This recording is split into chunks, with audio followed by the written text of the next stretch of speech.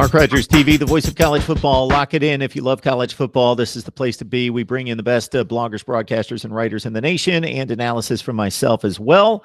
We're not going to let you rest on 2019, Parker. Let's move it ahead to 2020 already. Sure. And as you well know, especially with this early signing period in December, people are talking 2020 even before the whole thing is finalized for 2019. And you got one hard commit right now. It's a dual threat quarterback. Where does Scott Frost seem to be focusing, and who seem to be those targets out there that are reasonable and high-end guys?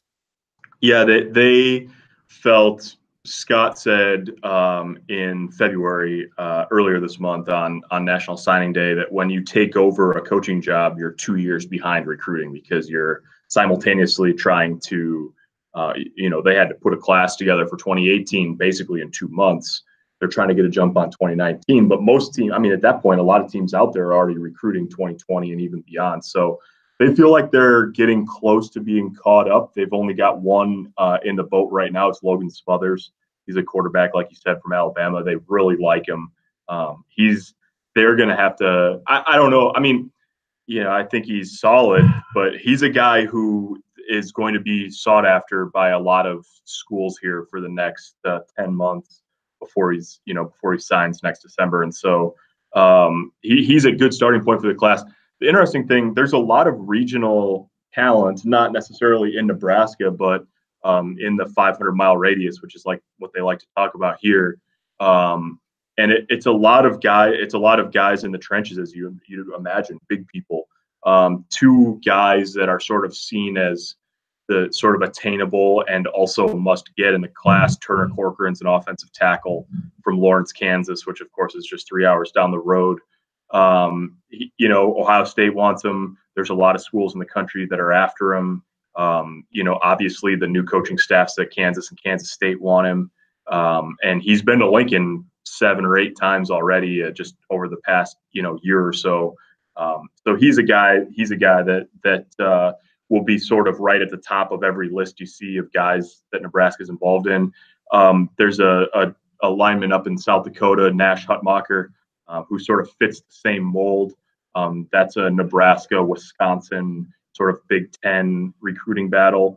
And then there's a couple receivers. I mean, a lot of times you have to go away from Nebraska to fill in your skill talent. And that'll be the case in 2020 too, for Nebraska. But there's 2 receivers in the Omaha area. Xavier Betts, who's at Bellevue West. He's a big guy, 6'2", 4-star prospect. And Xavier Watts, good luck keeping those straight. And Omaha Burke, who's a 2-way guy, super talented. He's picked up, just in the last few days, he's picked up offers from Tennessee, Iowa, Kansas. He's got Northwestern, Wisconsin, Nebraska. He's a really talented kid. He dominated last year for Omaha Burke, which is a state champion. So that's those 4 guys, Nash Hutmacher, Turner Corcoran, Betts, and Watts. That's sort of you can sort of see the backbone of the class the way Nebraska would want to put it. The way my brain works, Parker, based on you saying that, I'm going to be able to distinguish and separate those 2 guys for the rest of their careers, but the rest of what you said will be lost. So that's Xavier fine. Yeah. Betts, Xavier Watts. Got it. It's Xavier with a Z, Watts. Or no, I'm sorry, Xavier with a Z, Betts. Xavier with an X, Watts. Okay. Well, you just complicated the formula for me a little bit. Yeah, it is a complicated one. Okay. That I won't be able to keep straight. End of the alphabet. Yeah, just so I pronounce it correctly.